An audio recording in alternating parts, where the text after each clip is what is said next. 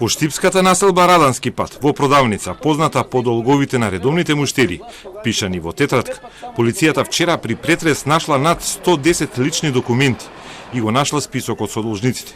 Министерот за внатрешни работи Чулев обвинува дека приведениот сопственик е поврзан со подкуп на гласачи во корист на СДСМ, додека дополнителната Петровска му врати дека е очајник кој злоупотребува тековна истрага за партиски цели, иако знае дека истрагата се води за економски криминал, а не за подкуп на гласачи.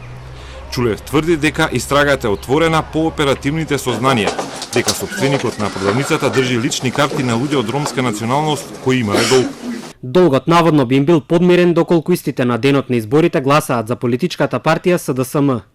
При извршениот претрес во прехрамбената продавница на лицето биле пронајдени 4 тетрадки во А4 формат во кои имало список со имиња, 69 биометриски лични карти, 18 биометриски патни исправи, 18 стари патни исправи, 6 стари лични карти, една дозвола за престој и една здравствена легитимација, за кои постои основано сомнение дека се предмет на кривично дело, подкуп при избори и гласање. Петровска му врати дека е очајник кој во партиски цели ја злоупотребува истрагата. Чулев намерно или заради оцјај не споделува клучни информации од спроведената истрага, а тоа е дека сите од досега сослушани граѓани, чии лични документи се најдени, изјавиле дека личните документи не им се земени заради подкуп, туку заради долг. Ова не е кривично дело поврзано со изборите, туку кривично дело од областа на економскиот криминал кој допрва треба да се докаже.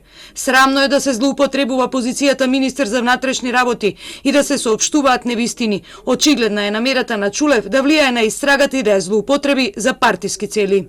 Продавницата била во сиромашно мало, каде купувачите преку шалтер земале сток, иако немале да платат, ги оставале личните карти како гаранција. Со истите документи, тие треба да гласаат во среда, а обвинителството го истражува случајот по добиеното известување од МВР, за да утврди каков криминал е сторен.